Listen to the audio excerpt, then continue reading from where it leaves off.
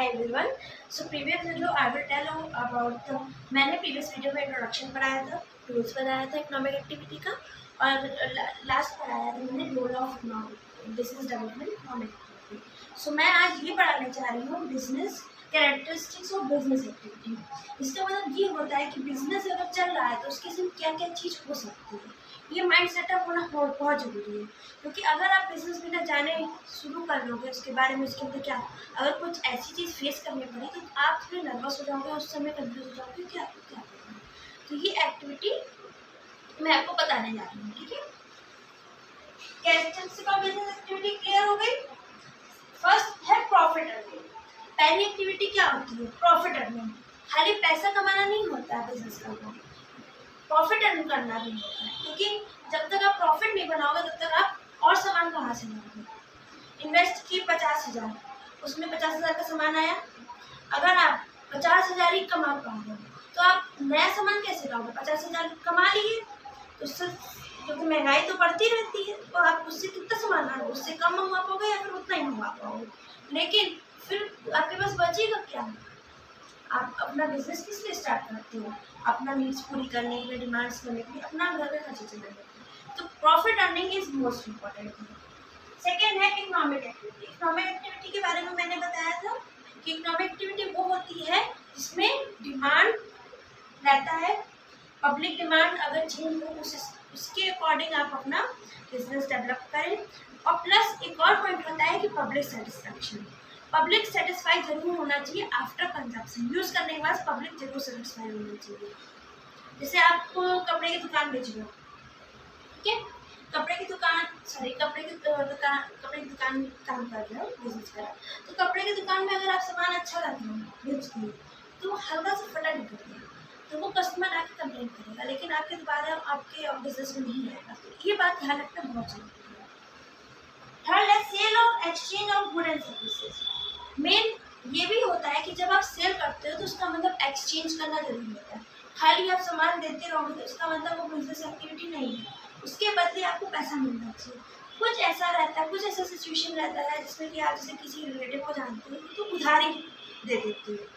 ठीक है, उधारी मतलब कि आपको मैं बाद में पैसा दूंगी, उसे आप नोट कर लेते हो. ठीक है, इस तारीख को इन्होंने ये क्रेडिट लिया, मतलब ये उधार लिया. तो जब वो आदमी उस चीज का पैसा देगा उस दिन आप लिख लोगे कि इस दिन पैसा मिला, तो उस दिन एक्सचेंज पूरा कंप्लीट हो गया. ठीक. फोर्थ है अनसर्टेनिटी ऑफ रिटर्न. अनसर्टेनिटी मतलब कि जरूरी नहीं है कि आप जितना कमाओ उतना ही मिले. हर समय आप जो कमा रहे हो उतना ही कमाओ. रिजिड होता है, रिजिड नहीं होता, सॉरी, रिजिड मतलब ये होता है कि स्थिर. कभी आप ज़्यादा कमा सकते हो, कभी आप कम कमा सकते हो. बिजनेस में यही होता है. जैसे जॉब वगैरह में आप, जैसे कि जॉब रहती है प्रोफेशनल जॉब. ठीक, प्रोफेशनल जॉब में जैसे कि आपका सैलरी फिक्स रहता है, लेकिन आप अगर बिजनेस एक्टिविटी में एज ए सेल्स पर्सन काम करते हो तो सेल्स अगर बढ़ती है तो आपको इंसेंटिव मिलता है. ठीक है, तो बिजनेस में रिजिड नहीं रहता है.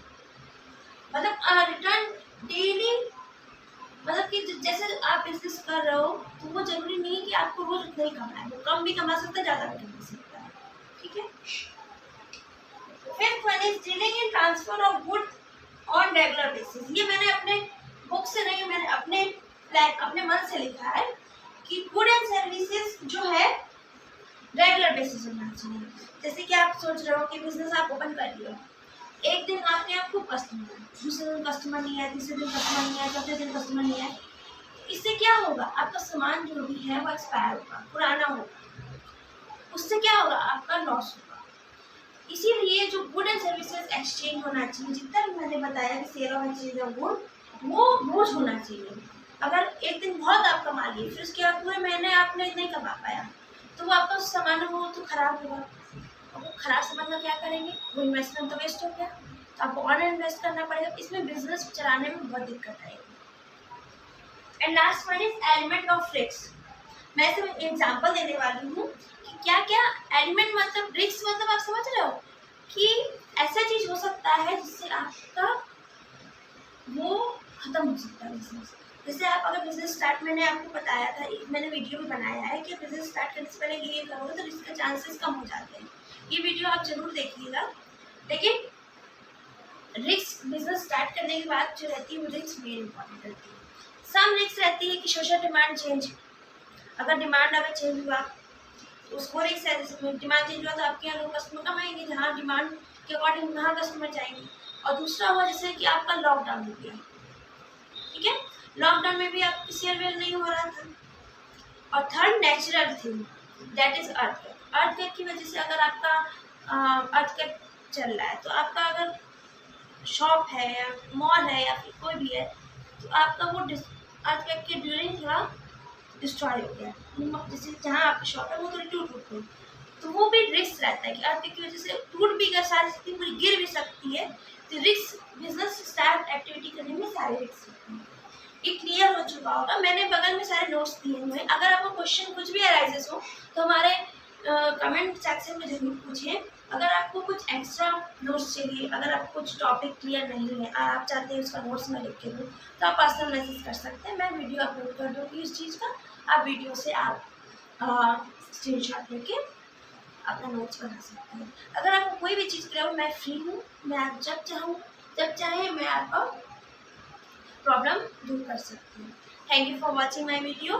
Please like and share and subscribe. अगर आपके फ्रेंड्स हैं उनको भी आपको लग रहा है कि ये चीज़ नॉलेजेबल है और आप चाहते हैं अपने फ्रेंड्स को बताना, तो आप फ्रेंड्स को जरूर शेयर करिए। Thank you so much for watching.